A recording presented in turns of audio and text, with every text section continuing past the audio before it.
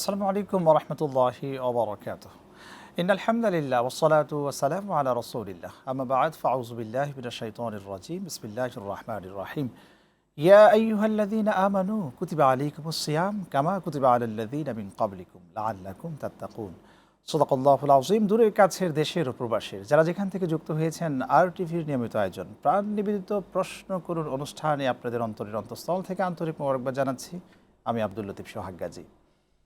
প্রিয় দর্শক, আজকে আপনাদের প্রশ্নের উত্তর দেওয়ার জন্য আমরা স্টুডিওতে আমন্ত্রণ জানিয়েছি বিদগ্ধ আলেমে দ্বীন, বিশিষ্ট ইসলামিক চিন্তাবিদ, গবেষক, মিডিয়া ব্যক্তিত্ব, ইসলামিক স্কলার শাইখ সাদিকুর রহমান আজহারি। আসসালামু আলাইকুম ওয়া রাহমাতুল্লাহ। ওয়ালাইকুম আসসালাম ওয়া রাহমাতুল্লাহ। কেমন আছেন? আলহামদুলিল্লাহ, আপনি কেমন আছেন? আলহামদুলিল্লাহ, অনেক ভালো আছি। জাযাকুমুল্লাহু খায়রান। আলহামদুলিল্লাহ। প্রিয় দর্শক, আজকের মেহমানের সাথে আমরা পরিচয় হলাম। আজকের প্রথম রমাদানে যে বিষয়টি আমরা রেখেছি, রমজানের গুরুত্ব ও তাৎপর্য নিয়ে আমরা আলোচনা করব ইনশাআল্লাহ। এই রমাদানে আপনার জীবনের নানা ধরনের প্রশ্ন থাকতে পারে। জীবন ঘনিষ্ঠ এই প্রশ্নগুলো করুন। টিভি স্ক্রিনে একটি ফোন নাম্বার দেওয়া রয়েছে, সেই নম্বর ইনশাআল্লাহ। জি আলহামদুলিল্লাহ। জি উস্তাদ, আজকের আহলান সাহলান মাহে রমাদান, রমাদানের প্রথম রব্বে কারিম আমাদেরকে সাহরুন গ্রহণ করার তৌফিক দান করে দিয়েছেন। রব্বুল আলমিনের কাছে আমরা শুকরিয়া আদায় করছি যে রব্বুল আলমিন আমাদেরকে নিয়মিত টেলিভিশনের এই আয়োজনগুলোতে আসার তৌফিক দিচ্ছেন। বিশেষ করে RTVর পুরো মাস ব্যাপী আমরা এই সময়টাতে মানুষের বিভিন্ন ধরনের প্রশ্নের উত্তর দেব ইনশাআল্লাহ। বিভিন্ন স্কলাররা এখানে এসে কোরআন সুন্নাহর আদলে আলোকে আমরা প্রশ্নের উত্তর দেবার চেষ্টা করব। আজকে প্রথম রমাদানে আমরা রমজানের গুরুত্ব এবং তাৎপর্য নিয়ে আলোচনায় এসছি। দর্শক যতক্ষণ আমাদেরকে প্রশ্ন করবে না ততক্ষণ আমরা এ বিষয়ে আলোচনা করব। প্রথমেই ওস্তাদ, আপনার থেকে জানতে চাই রমাদানের রব্বে কারিমের কাছে এবং মুমিনের জীবনে কেমন এই রমাদানের গুরুত্ব। জাযাকুমুল্লাহু খায়রান। আলহামদুলিল্লাহি রাব্বিল আলামিন ওয়াসসালাতু ওয়াসসালামু আলা মাবউসি রাহমাতাল লিল আলামিন সুম্মা আম্মা বা'দ। রমাদান আমাদেরকে আল্লাহ রাব্বুল ইজ্জাতুল জালাল দিয়েছেন যে রমাদানে 5টি আসলে অক্ষর রয়েছে রমাদান লিখতে আরবিতে। এর মধ্যে প্রথমে রয়েছে র। এটি অর্থ মিন করে রিদওয়ানুল্লাহ, আল্লাহ সন্তুষ্টি যেন আমরা অর্জন করতে পারি রমাদানে। এরপরে দ্বিতীয় যে অক্ষরটি রয়েছে সেটি হচ্ছে মিম, মিমে মাগফিরাহ। এই রমাদান জুড়ে আল্লাহ রাব্বুল আলামিন আমাদের জন্য মাগফিরাত রেখেছেন, নাজাতের ব্যবস্থা রেখেছেন। এভাবে ভরপুর বেঁচে থাকাটাই জীবন, আর জীবনের স্বাদের অনিবার্য সঙ্গী প্রাণ। এরপরে রমাদান লিখতে লাগে দাদ। এটা আমরা যদি লক্ষ্য করি তাহলে দমানুল জান্নাহ, মানে জান্নাতের জন্য এই রমাদানের সিয়াম সাধনাগুলো আল্লাহর কাছে জামিনদার হয়ে যাবে, আল্লাহর কাছে আমাদের জন্য সুপারিশ করবে। আর সিয়াম ওয়াল কোরআন ইয়াশফাআনি লিল আবদ ইয়াউমাল কিয়ামা, কিয়ামতের দিবসে রমাদানের এই সিয়াম সাধনা এবং কোরআনুল কারীমের তেলাওয়াত আমাদের জন্য আল্লাহর কাছে সুপারিশ করবে। এরপরে আমরা যদি ধরি একটা আলিফ লাগে, আলিফ হচ্ছে আল আমনু মিনান নার, জাহান্নামের আগুন থেকে এই রমাদানের রোজাগুলো আমাদের জন্য আল্লাহর কাছে ঢাল হয়ে যাবে।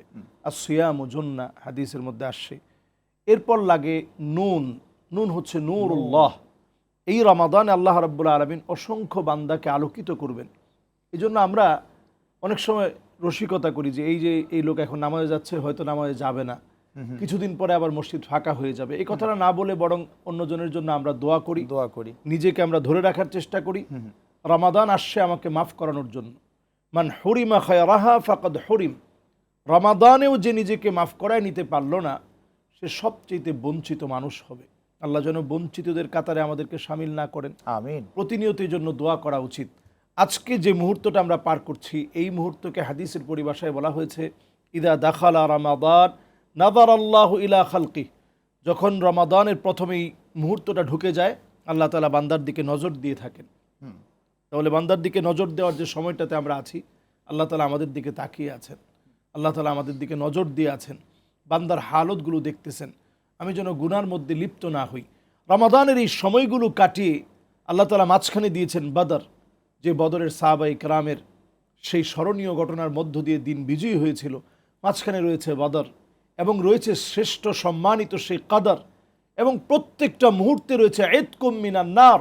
এটা এমন না যে শুধুমাত্র এক রজনীতে আল্লাহ তাআলা মাফ করবেন, রমাদানের প্রত্যেকটা রাত আর দিন আল্লাহর কাছে এত দামি, হাদিসের মধ্যে আসছে যে এই রমাদানের প্রত্যেকটা ওয়াযালিকা কুল্লু লাইলা, প্রত্যেকটা রজনীতে আল্লাহ রাব্বুল আলামিন অসংখ্য গোলামদেরকে মাফ করে দিচ্ছেন।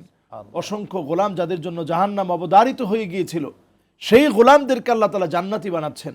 আমি আপনি কি নিজেকে জাহান্নাম থেকে জান্নাতি বানাতে পারছি কিনা, আল্লাহর কাছে আমরা প্রিয় হতে পেরেছি কিনা, কোন আমল করলে আল্লাহর কাছে প্রিয় হওয়া যাবে? এমন হতে পারে আপনার একটা তাওবা আল্লাহর কাছে এই রমাদানে কবুল হয়ে যাবে, যেহেতু এটা আইয়াম মা'দুদাত, নির্দিষ্ট অল্প কিছু সময়ের জন্য। এই সময়টা শেষ হয়ে গেলে আপনি অনেক আকুতি মিনতি করে এই বরকতময় সময়টা পাবেন না। এই জন্য এখনই সময় আল্লাহর কাছে রোনা জারি করার, কান্নাকাটি করার, আল্লাহর কাছে কোরআন তেলাওয়াত করে, জিকির আজকার করে, জামাতের সাথে সালাত আদায় করে, এবং আমরা সুন্দর ব্যবহার করে, মানুষের সাথে ভালো ব্যবহার, এটাও অনেক সওয়াবের কাজ। অনেক সওয়াবের কাজ। চমৎকার, খুব চমৎকার বলছিলেন, আলহামদুলিল্লাহ। আমরা দেখছি যে এই রমাদানে এই সময়টা পাওয়ার পরেও যারা এটাকে নষ্ট করলো, নবী করিম সাল্লাল্লাহু আলাইহি ওয়াসাল্লাম তাদের সম্পর্কে কি ধরনের সচেতনা বক্তব্য দিয়েছেন? জি, এটা স্পষ্ট সহিহ হাদিসের মধ্যে আসছে যে মাল্লাম ইয়াদা কাউলা জুর ওয়াল আমালা বিহি ওয়াল জাহলা। এই জাহলা শব্দটার মধ্যে অনেক শব্দ আছে, অনেক কাজ রয়েছে।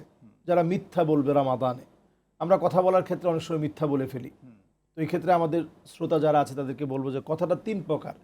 একটা হচ্ছে ডিরেক্ট সত্য কথা, এটার চাইতে বড় কোনো সম্পদ হয় না। আরেকটা হচ্ছে মিথ্যা মিশ্রিত কথা, আরেকটা হচ্ছে তাউরিয়া, সত্য মিথ্যার মাঝামাঝি কথা। আমরা যদি কোনো কথা বলতেই হয় তাহলে অন্তত আমরা মিথ্যাটা বলবো না। রমাদান মিথ্যাকে একেবারে জ্বালিয়ে পুড়িয়ে দেয়, জ্বালিয়ে পুড়িয়ে সারকার করে দেয়। শুনবো ইনশাল্লাহ, একটা বিরতি নিয়ে আসবেন। দর্শক, আপনারা দেখছেন RTVর নিয়মিত আয়োজন প্রাণ নিবেদিত প্রশ্ন করুন অনুষ্ঠান। সময় হয়ে গেল একটি বিরতি নেবার, আমাদের সঙ্গেই থাকুন, ফিরছি একটু পরে ইনশাল্লাহ।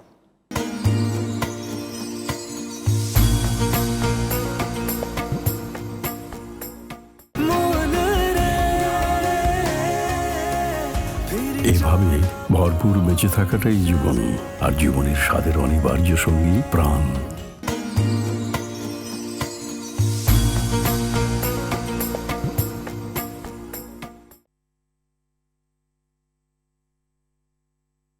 দর্শক, ফিরে এলাম আপনাদের প্রিয় অনুষ্ঠানে। আপনারা দেখছেন RTVর নিয়মিত আয়োজন প্রাণ নিবেদিত প্রশ্ন করুন অনুষ্ঠান। আজকের এই প্রথম রমাদানে আমরা আলোচনায় আছি রমজানের গুরুত্ব ও তাৎপর্য নিয়ে। জি উস্তাদ, আপনি যে বিষয়ে আলোচনা করছিলেন, নবী করিম সাল্লাল্লাহু আলাইহি ওয়াসাল্লাম বলেছেন রোজারত অবস্থায় মিথ্যা কথা পরিহার করতে, এবং আল্লাহ সুবহানাহু ওয়া তাআলা একইভাবে কোরআনের আয়াতের মাধ্যমেও কিন্তু আমাদেরকে বলছেন ইয়া আইয়ুহাল্লাযীনা আমানু ওয়া কুনু কাওলান সাদীদা, তোমরা কথা বললে মিথ্যা সত্য কথা বলো।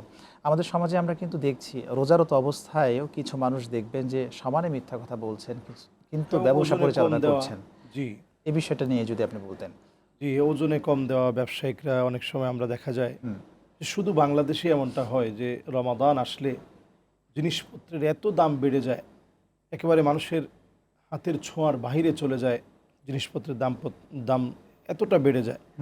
অথচ ওই মানুষটাই নামাজ পড়ছেন, ওই মানুষটাই সিয়াম সাধনা করছেন, তারপরেও ওই মানুষটা কেন যেন আল্লাহর ভয়টা সিয়াম সাধনার মধ্যে আছে, ওনার ব্যবসা বাণিজ্যের মধ্যে নেই।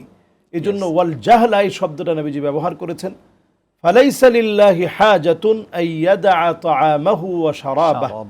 নবী করিম সাল্লাল্লাহু আলাইহি ওয়াসাল্লাম বলছেন যে যদি কেউ এই জাহালতপূর্ণ আচরণ করে, ওজনে কম দেয়, খাদ্যে ভেজাল দেয়, অথবা মিথ্যাচার করে, অথবা মানুষকে অন্যায়ভাবে মারধর করে, মানুষের উপর জুলুম করে, অত্যাচার করে, ঘরবাড়ি পুড়িয়ে দেয়, এরকম যত প্রকার হতে পারে জাহালাতের, যেগুলো বর্বর মানুষের আচরণ হতে পারে, এই কাজগুলো কেউ যদি করে তাহলে তার কষ্ট করে রোজা রাখার কোনো প্রয়োজন নেই। এবং এরপরেই নবী করিম সাল্লাল্লাহু আলাইহি ওয়াসাল্লামের আরও একটি হাদিস যদি আমরা নিয়ে আসি, এর বিপরীতে কেউ যদি ভালো ব্যবহার করে, নবীজি সাল্লাল্লাহু আলাইহি ওয়াসাল্লাম বলছেন যে ইন্না মিন আবাররিল বির আইয়ুদখিলা সুরুর ফি কলবি আহাদিকুম, তোমাদের মধ্যে ওই দিনের সবচেয়ে সওয়াবের কাজ বলে গণ্য হবে যদি আপনি ওই দিন একটু মানুষের সাথে মুচকি হাসি দিয়ে কথা বলেন, একটু সুন্দর ব্যবহার করেন।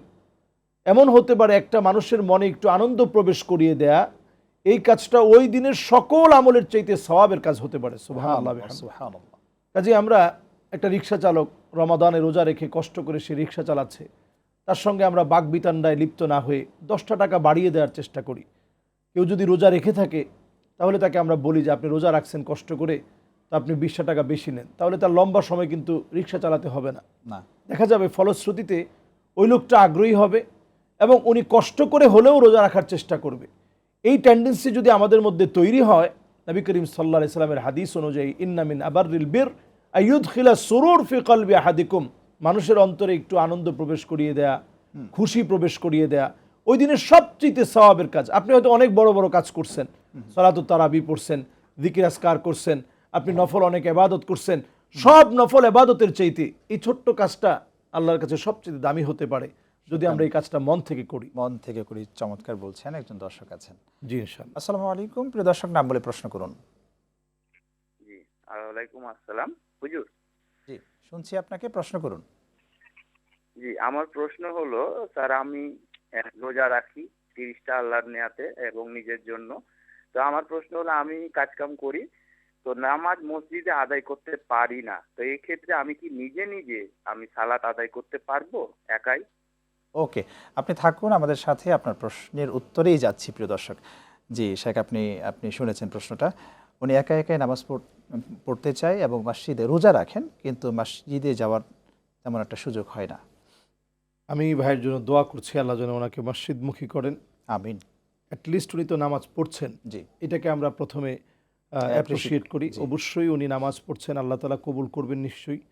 তারপরে আমরা বলবো যে এটা যেহেতু ওয়াজিব, একান্ত হাসতে হাসতে এটা আমরা তরক না করি। যদি এমন ওজর হয় যে আসলে আপনি যৌক্তিক কোনো কারণে, যেমন আপনি অসুস্থ, এই শরীর নিয়ে আপনি যেতে পারছেন না, লম্বা পথ পরিক্রমা, আপনি হয়তো আপনার এখান থেকে অনেক দূরে, আপনি অফিসে চাকরি করেন, সেখান থেকে আপনাকে সুযোগ দেওয়া হচ্ছে না, বাধ্য করা হচ্ছে, আপনার চাকরিটা চলে যেতে পারে, এই জাতীয় কোনো সিচুয়েশন যদি হয় তাহলে ভিন্ন কথা। আর যদি ঘরে থেকে আপনি নামাজ পড়তেই চান, তাহলে এটা আমি বলবো যে এই অলসতা পরিত্যাগ করে বরং আপনি অবশ্যই মসজিদে যাবেন। এটা অনেক অনেক বেশি সওয়াবের বিষয়। এবং রমাদানে যেহেতু 70কে 700 গুণ পর্যন্ত আল্লাহ তাআলা বৃদ্ধি করে দেন, এমনিতেই যদি আপনার একটা জামে মসজিদ হয় যেখানে সালাতুল জুমা আদায় হচ্ছে, অনেক গুণ সওয়াব আল্লাহ তাআলা বৃদ্ধি করে দিচ্ছেন। আর রমাদানে সেখানে 700 গুণ পর্যন্ত যদি সওয়াব বৃদ্ধি করে দেওয়া হয়, অগণিত সওয়াব আল্লাহ তাআলা দিতে পারেন। এই জন্য ইনশাআল্লাহ আমরা জামাতের সাথে গুরুত্ব দিয়ে নামাজ পড়ার চেষ্টা করব। সাহাবায়ে কেরাম বলতেন যে এটা হচ্ছে তিলকা সলাতুল মুনাফিক, যারা শুধু গড়ে নামাজ পড়ে এটা মুনাফিকের নামাজ। আল্লাহ আমাদেরকে হেফাজত করুন। আমিন। অনেকে আছেন যে রোজা রেখেছেন কিন্তু সালাত আদায় করছেন না, সেই ক্ষেত্রে রোজার কোনো ঘাটতি হবে কি? হ্যাঁ, এটা নিশ্চয়ই ঘাটতি হবে। তিলকা সলাতুস সায়েম, এটা হচ্ছে তিলকা তিলকা তিলকা সায়েম মিনাল মুনাফিকিন, এটা হচ্ছে মুনাফিকদের থেকেও রোজা ছিল। মুনাফিক যারা ছিলেন তারাও কখনো কখনো রোজা রাখতেন, কিন্তু তারা মসজিদমুখী হতেন না। আর সাহাবায়ে কেরামের আচরণ ছিল, ওনারা শুধু রোজা রাখতেন না, রোজা রেখে এত পরিমাণ মসজিদে থাকতেন, একজন আরেকজনকে প্রশ্ন করতেন যে এত লম্বা সময় আপনি কেন আছেন? উত্তরে ওনারা বলতেন যে নুতাহহিরু সিয়ামানা, আমরা আমাদের রোজাগুলোকে পবিত্র করছি। রোজাগুলোকে পবিত্র করা, চিন্তা করেন, রোজা এমনিই পবিত্র। আর সৌমুলি ওয়া আনা আজজিউ বিহি আও উজজা বিহি, রোজা আমার জন্য, প্রতিদান আল্লাহ তাআলা নিজে দিবেন। তো যাকাতও তো আল্লাহর জন্য, প্রতিদান তো আল্লাহই দিবেন। আপনি সালাত আদায় করেন, সেটা আল্লাহর জন্য, প্রতিদান আল্লাহ দিবেন। কিন্তু বিশেষভাবে রোজার কথা আল্লাহ তাআলা বলার পরেও আমরা যে এই কথাটা বলছি, এই জন্য বলছি যে এটা অত্যন্ত গুরুত্বের সাথে, রোজার ব্যাপারে অত্যন্ত গুরুত্বের সাথে আপনাকে যেভাবে দেখতে হবে। প্রত্যেকটা ইবাদত বন্দিগি যেন আমাদের এমন না হয়ে যায় যে আমরা শুধু লোক দেখানো কাজের জন্য আমরা করছি। তাহলে আপনি শুধুমাত্র রোজা রাখলেন, শুধু আপনি কেমন যেন একটা নিয়ম মানলাম। একজন দর্শক আছেন, জি, ফোন নিয়ে আসেন। আসসালামু আলাইকুম, প্রিয় দর্শক, নাম বলে প্রশ্ন করুন। ওয়ালাইকুম আসসালাম, আমি মোহাম্মদ বিয়ারুল ইসলাম পিয়ার, রাজশাহী থেকে বলছি। জি প্রিয় ভাই, প্রশ্ন করুন।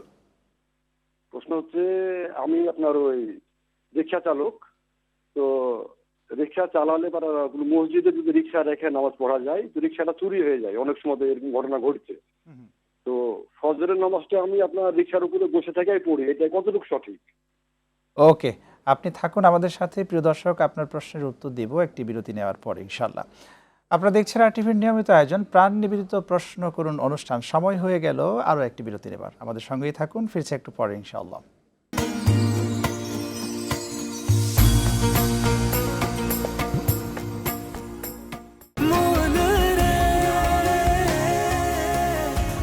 এভাবে ভরপুর বেঁচে থাকাটাই জীবন, আর জীবনের স্বাদের অনিবার্য সঙ্গী প্রাণ।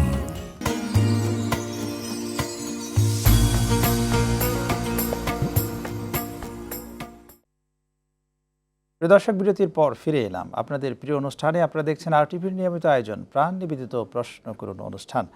যে একজন দর্শক আমাদের থেকে জানতে চেয়েছেন যে রিক্সা চালক রিক্সা চালায়, রিক্সা চুরি হয়ে যাবার ভয়ে মসজিদে উনি নামাজ পড়তে রিক্সার টেনশন তার মাথায় আসে। তাই তিনি বলছেন যে ফজরের সালাদটা যখন আমি আদায় করি তখন রিক্সায় চড়েই আমি সালাদটা আদায় করি। সেই ক্ষেত্রে মানে চুরি হবার ভয়ে তিনি এই কাজটা করছেন। আল্লাহু আকবার। আসলে এই প্রশ্নটা শোনার পর আমি নিজে আবেগ আপ্লুত। সত্যি এটা শুধু একটা প্রশ্ন না, ওয়া ইন তাউদ্দু নি'মাতাল্লাহ লা তুহসুহা, আল্লাহর নিয়ামতগুলো গুণে শেষ করা যাবে না। একজন রিক্সা চালক তিনি কষ্ট করে এত পরিশ্রম করার পরে তিনি সালাত আদায় করছেন, ওনার মনের মধ্যে এই ভয় থাকবে যে আমার রিক্সাটা চুরি হয়ে যাবে। তাহলে আমাদের দেশের কি অবস্থা? মানবিকতা আজকে আমাদের কোথায়? একজন মানুষ রিক্সা চালক, সে রিক্সা চালানো অবস্থায় কষ্ট করে ঘাম ঝরানো টাকা দিয়ে সে তার ফ্যামিলিটা চালাবে, তার রিক্সাটা তো পাহারা দেওয়ার কথা ছিল, সেখানে উনি টেনশন করছে যে আমার রিক্সাটা চুরি হয়ে যাবে। তো এমন যদি অবস্থা হয়, আমি তখনও বলবো যে ফজরের সালাতের লম্বা সময় থাকে, আপনি প্রয়োজনে একজনকে আপনি দাঁড় করায় রাখলেন, অথবা দায়িত্বশীল কারো সামনে আপনি অন্তত বলে এরপরে আপনি নামাজ পড়তে দাঁড়ালেন। কারণ ফরজ সালাতের ক্ষেত্রে আপনাকে কিয়াম করতে হবে, দাঁড়াতে হবে, দাঁড়ানোটাও ফরজ।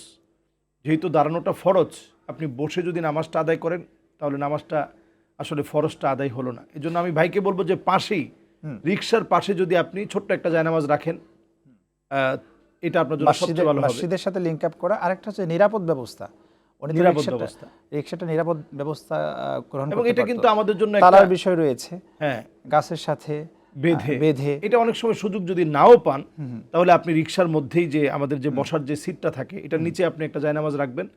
এবং ওয়া জুইলাত লিয়াল আরদু মাসজিদা, এই লোক কিন্তু যদি জামাত ছাড়াও নামাজ পড়ে তার এই ভয়ের কারণে, এটা একটা ওজর, এই ওজরটা শরীয়তে কিন্তু গ্রহণযোগ্য ওজর। ওয়া জুইলাত লিয়াল আরদু মাসজিদা, গোটা জমিনটাকে আল্লাহ তাআলা আমাদের জন্য মসজিদ বানিয়েছে। তবে ওনার এই কথা দিয়ে আমরা পরিষ্কারভাবে বলতে চাই, এই রমাদান আসার পরেও যারা নামাজ পড়ছেন না, এই ছোট্ট একটা ভাইয়ের এই মেসেজটুকুন থেকে আপনি মেসেজটুকুন নেন। নবী করিম সাল্লাল্লাহু আলাইহি সাল্লাম হাদিসের মধ্যে বলেছেন, হাত্তা তুত্তাখাদাল মাসাজিদু তুরুকা, মসজিদের সামনে দিয়ে রাস্তা হবে, এই রাস্তা দিয়ে মানুষ হেঁটে চলে যাবে কিন্তু নামাজের জন্য ঢুকবে না। আমাদের দেশে এখনও যদিও আমরা 100 জনের মধ্যে মনে করি, এই রমাদান আসলে হয়তো 50 জন 60 জন লোক নামাজ পড়ে, অসংখ্য লোক নামাজ পড়ছে না। একজন দর্শক আছেন। আসসালামু আলাইকুম, প্রিয় দর্শক, নাম বলে প্রশ্ন করুন। জি, আমার নাম মোহাম্মদ বিল্লাল মোল্লা। জি, আমি ফরিদপুর থেকে বলছি। জি, প্রশ্ন করুন প্রিয় ভাই, আপনাকে শুনছি। আমার প্রশ্ন হলো এই যে মসজিদে নামাজ পড়তে যাই, কিন্তু সুদখোর যারা সুদ খায়, ঘুষ খায়, তারা আমার দুই পাশেই থাকে, কিন্তু আমি কি ওই জায়গায় নামাজ পড়লে কাঁধে কাঁধে নামাজ পড়লে কেমন নামাজ হবে? আপনি থাকুন, আপনার আবেগ অনুভূতি সম্পর্কে আমরা বুঝতে পারছি। জি ওস্তাদ, আপনি এই প্রশ্নের উত্তর। দেখুন, উনিও কিন্তু একেবারে আবেগ আপ্লুত কণ্ঠে যে ওনার পাশে সুদখোর ঘুষখোররা থাকলে নামাজ হয় কিনা। আসলে ওয়ালা তাজিরু ওয়াজিরাতু উইজরা উখরা, আল্লাহ তাআলা কারো বোঝা কারো উপরে চাপিয়ে দেয় না। কিন্তু ওনার কষ্টের জায়গাটা হচ্ছে যে নামাজ পড়ছে, তারপরও আমাদের সুদের চিন্তা যাচ্ছে না, ঘুষের চিন্তা যাচ্ছে না, হারামের সাথে আমরা সম্পৃক্ত হচ্ছি, হারাম খাচ্ছি। এই আবেগ থেকেই তিনি প্রশ্নটা করেছেন। তিনিও হয়তো জানেন যে এই অবস্থায় ওনার নামাজ হবে, কারণ উনি তো সুদ খাচ্ছেন না। সমাজের ভিতরে এমন একটা সময় আসবে, নবী করিম সাল্লাল্লাহু আলাইহি সাল্লাম বলে গেছেন, ইস্তাহিল্লুন আল হেরা ওয়াল হারির, মানুষের মধ্যে ব্যাপকভাবে হারাম বস্তুগুলোকে হালাল করে নেওয়ার প্রবণতা বেড়ে যাবে। মানুষ হালাল মনে করেই হারাম কাজগুলোকে করবে। এখন আমাদের সমাজের ভিতরে তাই হচ্ছে। সমাজের ভিতরে মিউজিক বলেন, সুদ, ঘুষ, অন্যায়, ব্যভিচার, রাহাজানি, ছিনতাই, ডাকাতি, মামলা বাণিজ্য, সব যা রয়েছে, সব যা আমরা করছি, এই হারাম কাজগুলোকে আমরা হালাল মনে করে করছি। এজন্যই আল্লাহ রাব্বুল ইজ্জাত ওয়াল জালাল রমাদানের মতো একটা মাস দিয়ে আমাদেরকে একটু পবিত্র বানাতে চান, আমাদের যে পঙ্কিলতাগুলো আছে সেগুলো ধুয়ে দিতে চান। এই রমাদান থেকে যেন আমরা শিক্ষা নিয়ে অন্তত আমরা অন্যায়গুলো ছেড়ে দিই, আল্লাহ যেন তৌফিক দান করেন। আমিন আমিন। চমৎকার বলছিলেন। কিন্তু এখানে আরেকটি বিষয় আমরা দেখছি, সালাতের বিষয়টা যেভাবে করে দর্শক আবেগের সাথে কান্না করে ফেললেন। আসলে সালাত থেকে তো আমরা শিক্ষা নিচ্ছি না। সালাত তো আমাদেরকে অন্যায় এবং অশ্লীল কাজ থেকে বিরত রাখার কথা। এই সালাত কেন আমাদেরকে অন্যায় এবং অশ্লীল কাজ থেকে বিরত রাখতে পারছে না? আসলে আমরা সালাতকে ব্যর্থ বলবো না, ব্যর্থ তো আমরা নিজেরা। হাদিসের মধ্যে আসছে যে মুনাফিকরা কাম কুসালা, অহংকার নিয়ে তারা দাঁড়াবে। তাহলে আমাদের মধ্যে অহংকার নিয়ে আমরা দাঁড়াচ্ছি। মুনাফিকরা এমনভাবে সেজদা দিবে কা নাকরি দি কা মোরগের মতো। একটা ফোন আছে। জি ইনশাআল্লাহ। আসসালামু আলাইকুম, প্রিয় দর্শক, নাম বলে প্রশ্ন করুন। আমি বাবা জুবাইর রশিদ নাটোর থেকে বলছি। জি। আমি ওই প্রশ্ন করছি যে আমি একজন অ্যাজমা রোগী। তো আমি একজন অ্যাজমা রোগী, আমি ওই হচ্ছে রোজা থাকি কিন্তু ইনহেলার ব্যবহার করতে হয়। তো ইনহেলার করলে জি, আমরা ইনহেলার ব্যবহার করতে পারবে কিনা? হ্যাঁ, ইনহেলার ব্যবহারের ব্যাপারে আসলে দুইটা অভিমত। বর্তমান যারা একেবারে মুআসির সমসাময়িক উলামায়ে কেরামের বক্তব্য হচ্ছে যে এটার মধ্যে কোনো খাদ্যের উপাদান নেই, যেটা শরীরে শক্তি যোগায়, অথবা খাদ্যের উপাদান এটা নেই, বরং আপনার অ্যালার্জি যে ঘাটতি রয়েছে অথবা শ্বাস নিঃশ্বাসের মধ্যে মিলে গিয়ে আপনাকে একটু স্বস্তি দিবে, এতে করে আপনি নিতে পারেন। জি, শুকরান, জাযাকাল্লাহ, অসংখ্য ধন্যবাদ আমাদেরকে সময় দেওয়ার জন্য। প্রিয় দর্শক, আপনারা এতক্ষণ দেখলেন আর টিভির নিয়মিত আয়োজন প্রাণ নিবেদিত প্রশ্ন করুন অনুষ্ঠান। আজ এ পর্যন্ত। আগামী পর্ব দেখার আমন্ত্রণ জানিয়ে বিদায় নিচ্ছি। রব্বে কারিম আমাদের ভালো রাখুন, সুস্থ রাখুন, রাখুন নিরাপদে। আল্লাহ হাফেজ। আসসালামু আলাইকুম ওয়া রাহমাতুল্লাহি ওয়া বারাকাতুহু।